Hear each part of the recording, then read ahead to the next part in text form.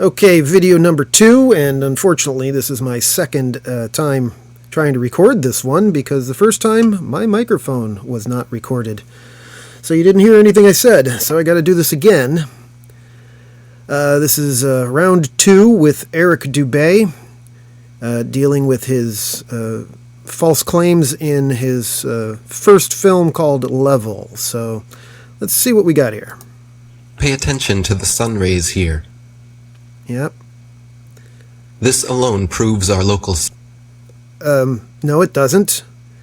This is a common argument that the flat earthers make, is that the rays of the sun are pointing to a sun that is very close to us instead of it being millions and millions of miles away. And their error here is that they don't understand how light works.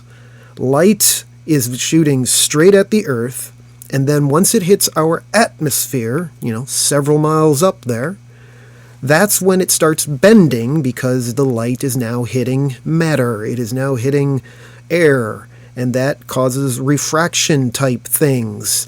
And therefore these light beams are not pointing to the sun, they are pointing to the point of our atmosphere where it starts hitting, where the sunlight starts hitting the atmosphere. That's what's going on here. And these guys all seem to think that these rays are supposed to be pointing directly at the sun because they don't understand physics. Sun. And so do these shadows. No, they don't. This does not prove a local sun. This proves that this cloud is rather low in the sky, forming this kind of shadow down here with, the strong edges, or it's not blurry. And for that to happen, this has to be closer to the ground than normal. That's why this effect is happening. It has nothing to do with a sun being closer. Matter of fact, if the sun were closer, there would be plenty of light dissipation around it, and the edges would not be as strong. This reminds me of the same argument that we make about the photos on the moon, because the photos on the moon have a shadow, single shadow, for anything that's up there. There's only one shadow, not multiple shadows coming from multiple light sources. There's only one shadow that comes from one light source, the sun. And because it's so far away, it gives this kind of definite shadow with the edges being so contrasted. Okay. Now, this one over here, can anybody tell me where this photo is from? Can anybody tell me what this photo is actually of? Because I see a little plane in the middle, and I see a shadow of clouds there, and then I see this light here. Is that the sun? Was this a photo from the ground pointing up? Was this a photo from up top pointing down? We get no information about what this photograph is. So how can you use it as proof of anything when you don't identify what we're actually looking at here? The explanation that I already just gave would explain this too, but you need to give us a little more detail than just showing two things on the screen at the same time so that you can't really process either of them, can you? That's dishonest. So what about the moon? We all witness the moon only illuminating the local clouds around it. Because those clouds are close to us. Therefore, that's what we see. That is because it is also a local light. False. But one with opposite effects from the sun. As we can all agree, shade from the sun is cooler than direct sunlight. Yes. Now, this section of the video is just amazing how these people think that they actually performed good, well-controlled scientific experiments. I think anybody with a decent eye of how the scientific method actually works would recognize rather quickly that these were not good controlled experiments. There are other factors all over the place here that can easily change the temperature of what they're about to show you. But other than that, they are claiming that the sun produces heat, and then also the moon produces heat. But it's not as much heat, right? And he's trying to say that it actually doesn't produce heat. It produces cool instead of heat. He's going backwards with it, but that's not the point. Their error here is that the moon does not reflect heat to the Earth. It's only reflecting light to the Earth. The heat that comes onto the Earth is all coming from the sun itself. That sun reflects off the moon, and then the light comes from the moon, but not its heat. The heat comes from the sun itself. But did you know the moon's shade is actually warmer than direct Look at this. Look at this experiment. moonlight? The moon produces cold light. Something So what? This is not proving anything. You're just taking a very badly done experiment and claiming that it proves something. It doesn't prove anything. You're just creating a false experiment here. These differences in temperature, which it looks like, let's see if I can zoom in here a little bit and find what we're talking about here. Let's see, where do we get a good shot of what he's got here? moon produces cold light. Some science priests must have found us allowed bubbles. See, they don't even really give you a good shot of what they're even looking at. There you go. So we've got, oh, come on. Look, you've got a pedestal of some kind, tiny little table with some sort of cloth on top, which is supposed to block the moonlight from this shot glass with liquid. What kind of liquid is that? Water? We get none of the details of whatever this experiment actually is. And he thinks that this is a well-controlled experiment, as if there's no other factors that might change the temperature of anything here. So I just see a poorly run experiment in front of me with results that don't really prove anything, because nobody is claiming that heat comes from the moon. So it's a straw man argument. Warmer than direct moonlight. Okay, we already did all this. Not only that, but at Okay. times we can see stars through the moon, proving it is not some solid rock 238,900 miles away. Okay, now this one threw me. It certainly didn't make me go, oh, well, guess I'm a flat earther now. Proving it is not No, we'll go back to the beginning of it. Not only that, but at times we can see stars We can through the see moon. stars through the moon. They're now claiming, or this is claiming, that the moon isn't a solid object. He's going to try and say it's made of plasma and you can see through it. Now, has anybody ever seen with their own eyes a star through the moon? I've never even heard of this supposed phenomenon. Now, I did look it up, of course, and the only thing I found was this little thing right here. This is a page that was uploaded a matter of months ago, and they're calling it the Coleridge effect. And you can go ahead and read all of this if you want. I'll even scroll it, and you can pause and read. And you can educate yourself on what this phenomenon is. Nobody really knows what it is. Now, here's a picture, and the star is not through the moon. The star is on the side of the moon. So that's not really the same thing, is it? You can read that. You can read this. You can read that. And that is the end of it. Okay, there's some references down here if anybody wants to chase those down. So this little effect that they're depending on here is unknown. We don't know why there's a shiny spot on the moon every once in a while. I've never seen it. I've never even heard of this until this video. So whatever this is, it's not proof that the moon is plasma and that you can see through it. This is just an unknown optical illusion of some kind. But I want to show something in this video. Look at how that is moving. Look at that. What was that? That's not a star. That's not a star. So why are you using it as an example of seeing a star through the moon? And then there's this. Now there's this other dot there, and we don't know what that is, or if it's part of the camera, if it's part of... We don't know.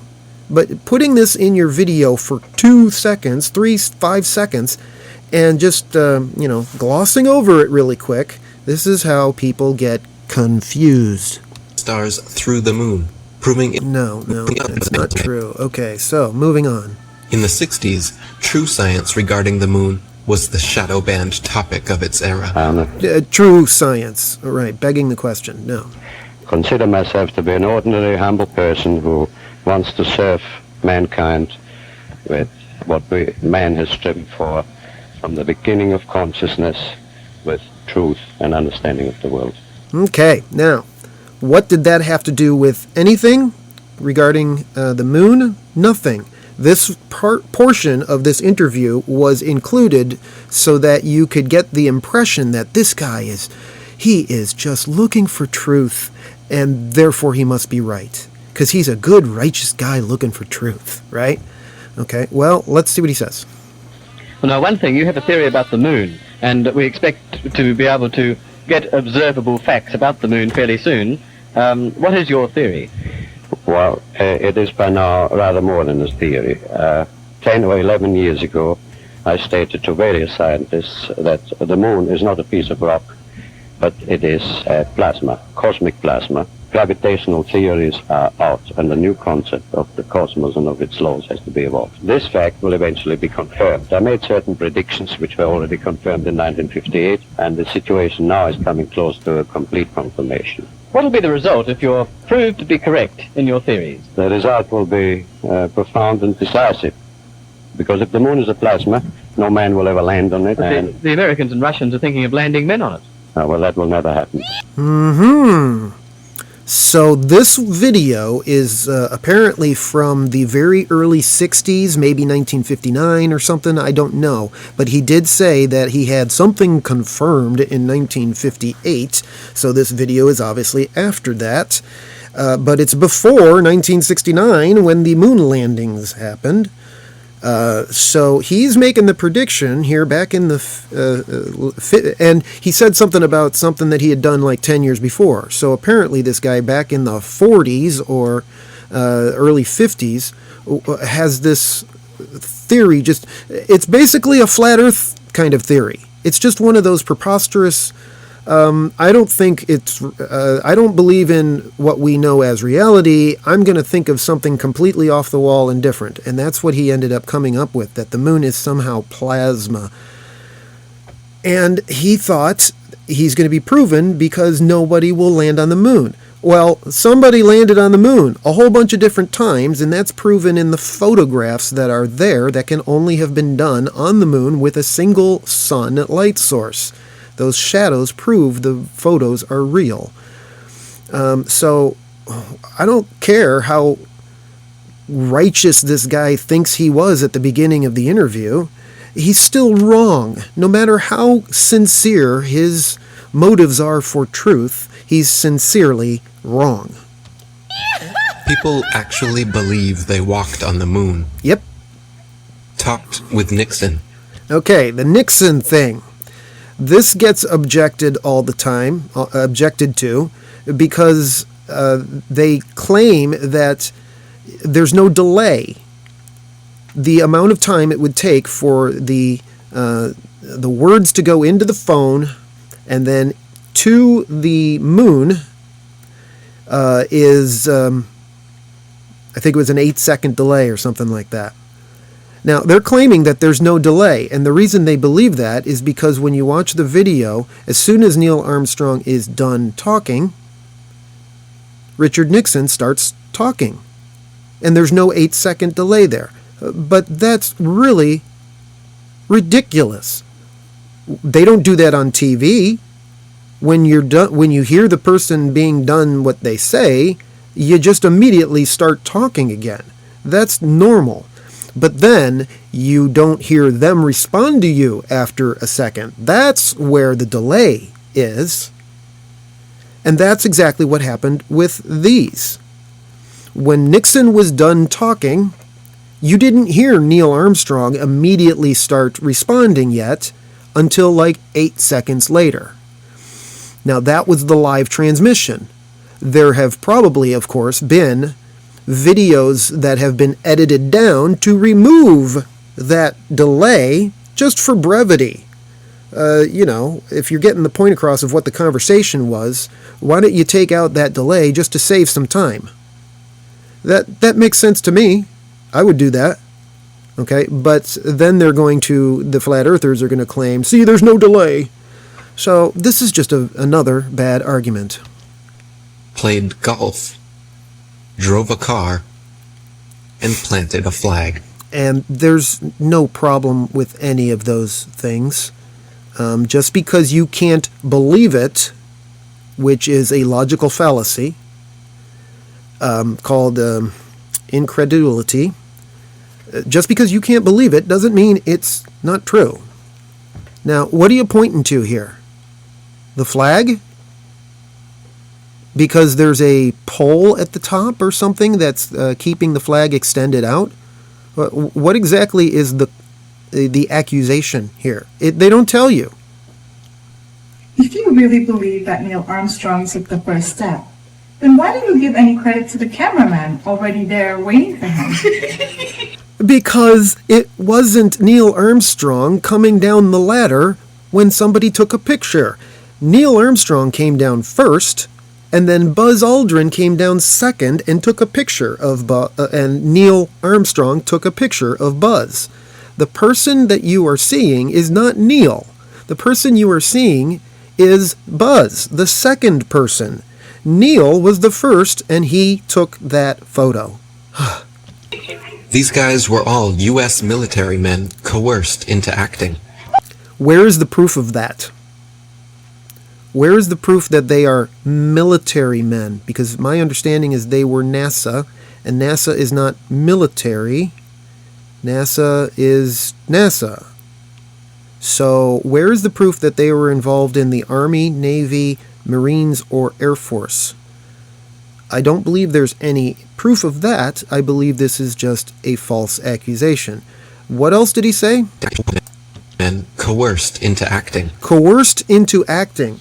So who are these people that coerced them, and where is your proof that this coercion ever happened? This is just a false accusation with zero evidence. They wanted the money and power that came with the deal, of course. The problem was, they were terrible actors. And that's really funny. When you're telling us that they are such actors, and yet there's absolutely no evidence of them ever trying to act. They couldn't even... As a matter of fact, you keep saying that they're bad actors. So why are they even being called actors? pretend to be excited, knowing they were lying to the world. You can't say that you know that they were lying. You think that they were lying. But the show had to go on. Michael Collins and Neil Armstrong rarely spoke in public about it. So, I know of a famous musician, extremely famous musician. Everybody would mob him because of how great of a singer he was. Okay? And he lives a very secluded life because of that. He doesn't like fame. He doesn't like being pestered by every person in the world that loves how great he sings. So he stays secluded to stay away from people. I bet you these two guys were the same way. I don't blame them. But there was one man not shy about lying to your face. The spokesperson for the Apollo deception. It's my pleasure to present Colonel Edwin Aldrin. Buzz Aldrin, and the famous video that you guys keep using coming up here. No handshake? Hug? So Smile? So what? Their facial expressions are similar to those experiencing constipation. And that's just childish. Go back to your playground. Man, they're in Congress. In the 1969 or 1970, I don't know what date this was. Maybe this was early 1970 by this point. But Congress has this thing they call, or they used to call, decorum. Okay? Everybody kind of just acts like this. Straightforward, to the point, all fact, not a lot of emotion. That's just the way politics were way back then. Why are you expecting them to be all giggles and stuff when they're on the floor of Congress? You can assert how you think they should have been acting all you want, but all of these assertions don't prove anything. They just prove that you refuse to believe it, that's all. And that's your problem. It's just an argument from incredulity. And that is a logical fallacy. You're not proving anything. Not celebrating an accomplishment. Distinguished ladies and gentlemen, it is with a great sense of pride as an American and with humility as a human being that I say to you today what no men have been privileged to say before. We walked on the moon. I mean, they couldn't pay them enough to look up and smile? Look up? Why? Why are you insisting that they do what you think they should have done? This doesn't prove anything. You're just saying they didn't do what I think they should have done, therefore they're lying. That's a pretty bad jump to a false conclusion. Society has always debated these planned Apollo events since day one, never imagining then that almost 50 years later, they haven't had the to fake another. Yeah, and of course you had to, actually, I'm pretty sure that some of the reason that they haven't really gone back there to the moon is because there's not really a whole lot to do there. It's not exactly a tourist attraction up there. So, they did a bunch of experiments. They brought back moon rocks. They did all of this various stuff up there. But really, how much experimentation can you really do up there on the moon when it's just a big rock? So what? There's really not a whole lot that I think they can do. They were up there, 4 times? 3 times? There's been 4 different... there's been several people that have been on the moon after this Apollo 11, all right? So, I kid people and say, why didn't they go back? And said, nothing to do. And then NASA started focusing on other things. They accomplished the moon landing, and then they started focusing on the space shuttle type stuff in late 70s, early 80s, or whenever that started. I don't know. So I don't think you proved anything. And I'm noticing here that I don't have the Buzz Aldrin clip in this. So I'd like to know where that is, because I would like to address that first. It's probably in here somewhere. Maybe not. You know what? Maybe that's the one that I found way over in one of the other guys. Because one of the other guys brings up Buzz Aldrin. Let's see if I can find it. Huh! How's that for God's providence? Praise the Lord. I just happened to find it randomly. Praise God. That's awesome. Okay, so let's go through this while we're here. I already made this particular video, I think. Yeah, I did. I haven't uploaded it yet. So I've already discussed this, but I'm going to discuss it again right now in this video because it's linked to what you just said. So let's see where we're at here. That, and this guy, and then, right, he's the one that makes the claim that, so, okay, let's start here. There's an interview with Buzz Aldrin, actually, where he's being interviewed by a little girl. Her question was, why has nobody been to the moon in such a long time? That's not an 8-year-old's question. Correct. The reasons behind why they haven't gone back to the moon, that is what she asked. The reasons they haven't gone back to the moon is a pretty complicated question. How do you answer that to an 8-year-old girl? Buzz Aldrin is like, I don't know how to tell you that, how to answer that question. And he says, that's not a question from an 8-year-old girl. That's my question. He wants to know why they didn't go back too. He's been there. Why aren't more people going? He wants to know too. I want to know. He wants to know why they didn't go back. He's asking the same question the girl did. But I think I know. But he thinks he knows why they didn't go back. But he doesn't really answer that. Because we didn't go there, and Because we didn't go back there is really what he should have said and what he meant. But of course, the flat earthers jump on that and they call it in a confession. But that's really what he meant. And it's obvious by the way he's answering this question. and that's the way it happened. After 50 years. Now, see, they cut the video right there. You don't get to hear any of the other context involved. Years of lying to humanity and perpetrating this giant fraud. He's sick of the lie, and his conscience, he had a moment of humility, and his conscience wouldn't let him lie to this little 8-year-old girl. As if you can read the heart of another person on videotape. You're just making that all up. That's not true at all. If that were true, and Buzz Aldrin had this conscience that was sick of lying about the moon landing for so long, why isn't he just blatantly telling the world the whole thing was a lie, we made it up? Why isn't he blowing the whistle? Okay? You don't have an answer for that. It just doesn't make any sense. So that is the end of this particular video. I'm back here right now. So that's video number 2, Refuting Dubay. Moving on.